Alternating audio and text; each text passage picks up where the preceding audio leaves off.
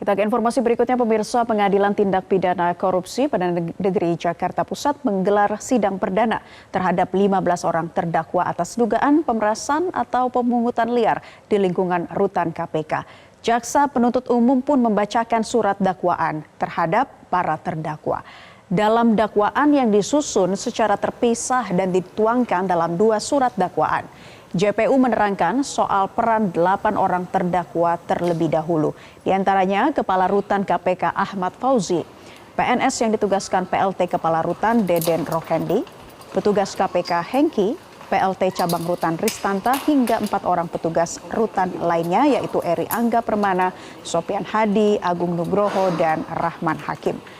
Dalam surat dakwaannya, JPU menyebutkan praktik pungli tersebut dilakukan dalam kurun waktu Mei 2019 hingga 2023 di beberapa rutan KPK yang ada di Jakarta Selatan, di mana masing-masing petugas rutan meminta sejumlah uang dari para tahanan dengan besaran yang berbeda-beda, mulai dari 300 juta hingga 20 jutaan per orang. Jika dijumlah dalam periode 2019 hingga 2023, total uang yang diterima oleh terdakwa hasil pungli dari tahanan sebesar 6,3 miliar rupiah. Peran terdakwa ialah mengkoordinir pengumpulan uang dari para tahanan dengan modus pembagian jabatan, seperti lurah sebagai orang yang mengumpulkan uang, kemudian koordinator tim hingga komandan regu. Dan untuk informasi selengkapnya, kita terhubung dengan jurnalis Metro TV Valeri Budianto. Valeri, bagaimana jalannya sidang perdana kasus pungli di lingkungan rutan KPK?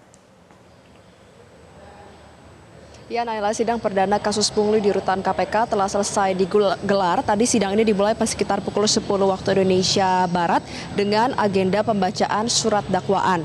Total ada 15 terdakwa dalam kasus ini, namun jumlah surat terdakwa bukan 15 karena memang dari 15 orang terdakwa dikategorikan ke dalam 2 surat dakwaan.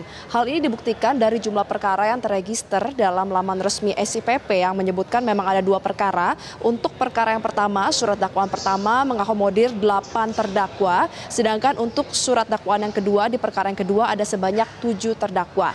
Nah, tadi pagi sebanyak 15 terdakwa ini dihadirkan bersamaan untuk mengikuti sidang, namun untuk sidang ini dilakukan pembacaan terhadap surat dakwaan untuk ke-8 terdakwa terlebih dahulu, yaitu untuk Kepala Rutan KPK Ahmad Fauzi beserta dengan 7 petugas rutan lainnya maupun koordinator rutan. Nah, dalam surat dakwaannya, jaksa penuntut umum menyatakan para terdakwa ini meminta sejumlah uang kepada para tahanan KPK dengan jumlah yang bervariasi. Jadi dimulai dari 5 juta hingga 20 juta rupiahnya masing-masing setiap bulannya.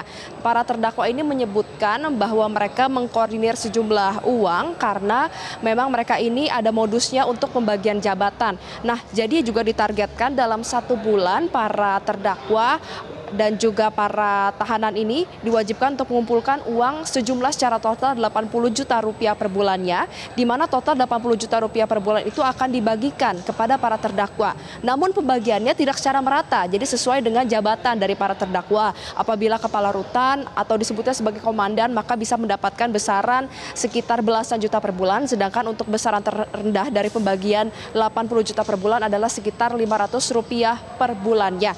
Nah, untuk pembagian tersebut penyetorannya dilakukan, ada yang menyetor secara transfer kepada rekening tertentu, tapi juga ada yang dilakukan penyetoran secara tunai kepada rekening tertentu. Dan apa yang terjadi apabila para tahanan ini menolak untuk memberikan sejumlah uang tersebut? Disebutkan apabila menolak maka akan ada hukuman yang diberikan oleh para terdakwa. Hukumannya bervariasi mulai dari perpanjangan masa isolasi, kemudian para tahanan yang sebelumnya tidak ada di ruang isolasi dimasukkan ke dalam ruang isolasi, kemudian juga hal lainnya adalah adanya perlambatan untuk pemberian suplai air, penggantian galon di rutan, kemudian juga diperpendek durasi jenguknya dengan keluarga dan juga durasi berolahraga, hingga hal lainnya yang bersifat merugikan kesejahteraan terdakwa, kesejahteraan tahanan yang berada di rutan KPK di bawah pengawasan dari para terdakwa. Nah, adapun sidang saat ini sudah selesai dan juga disebutkan bahwa periodenya untuk pemungutan liar ini diduga terjadi selama hampir 5 tahun, mulai dari Mei 2019 hingga 2023 dengan estimasi total yang dikumpulkan oleh para terdakwa ini selama kurun waktu hampir 5 tahun sebesar 6,3 miliar rupiah. Saat ini sidang sudah selesai dan akan dilanjutkan pekan depan pada tanggal 15 Agustus 2022, 8 Agustus maksud kami 2022 dengan agenda pembacaan nota pembelaan atau eksepsi. Isi dari eksepsi tentunya akan berlawanan dengan apa yang dibacakan JPU dalam surat dakwaan. Jadi kuasa hukum ini akan berusaha merumuskan eksepsi sedemikian rupa agar bisa membuat perkara ini gugur dan tidak dapat lanjut dan juga diputus agar tidak dapat dilanjutkan dalam putusan selah hakim. Nah, setelah tanggal 8 Agustus, pekan depannya di tanggal 15 Agustus akan dilanjutkan dengan agenda pembacaan tanggapan dari JPU dan yang terakhir adalah putusan selai akan dilangsungkan pada tanggal 22 Agustus mendatang. Sementara demikian, Naila, kembali ke Anda di studio.